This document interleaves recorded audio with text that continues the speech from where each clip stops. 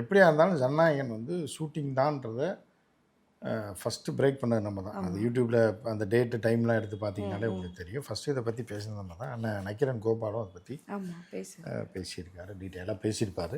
ஏன்னா நமக்கு வந்து தகவலின் அடிப்படையில் தான் நம்ம போட்டோம். ஏன்னா என்னோடய படத்தோட மேனேஜர், நம்ம படம் சின்ன படம், என்னோட மேனேஜர் மதுரையில் இருக்கார். ஸோ அவர் என்கிட்ட சொல்லியிருக்காரு, இந்த மாதிரி விஜய் ஷூட்டிங் படம் நடக்குது, அதில் வந்து போலிங் மாதிரி ஒரு சீன் எடுக்கிறாங்க.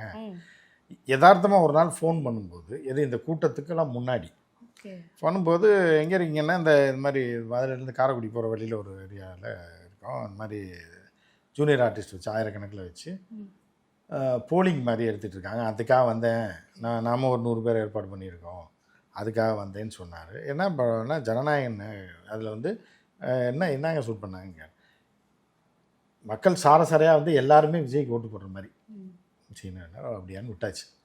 அதுக்கப்புறம் ஒரு மாதத்திற்கு பிறகு ஒரு மாதம் சம்திங் தான் இந்த இது நடக்குது, கரூர் இன்சிடென்ட் நடக்குது.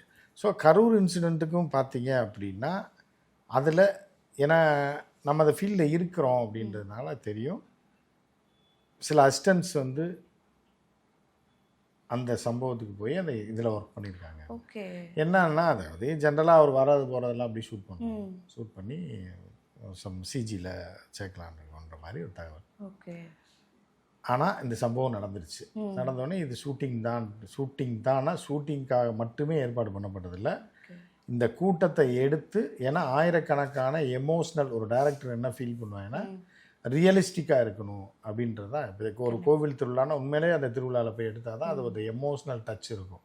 நீங்கள் ஆள்லாம் ரெடி பண்ணிங்கன்னா பார்த்தோன்னே தெரிஞ்சிடும் ஒரு ஏன்னா இப்போலாம் வந்து இந்த மாதிரி ஆயிரக்கணக்கான பேரை கூட்ட முடியாது. எம்ஜிஆர் காலம், சிவாஜி காலம், கமல், ரஜினி காலத்தில் கூட நீங்கள் வந்து ஆயிரக்கணக்கான மக்களை கூட்ட முடியும். ஒரு ஷூட்டிங்னாலே ஓசியில் வந்துடுவாங்க. ஆனால் இப்போல்லாம் மக்கள் வர்றதில்லை. 500 பேமெண்ட்டு சாப்பாடு இருந்தால் மட்டும்தான், இல்லை 300 பேமெண்ட் இருந்தால் மட்டும்தான் வராங்க.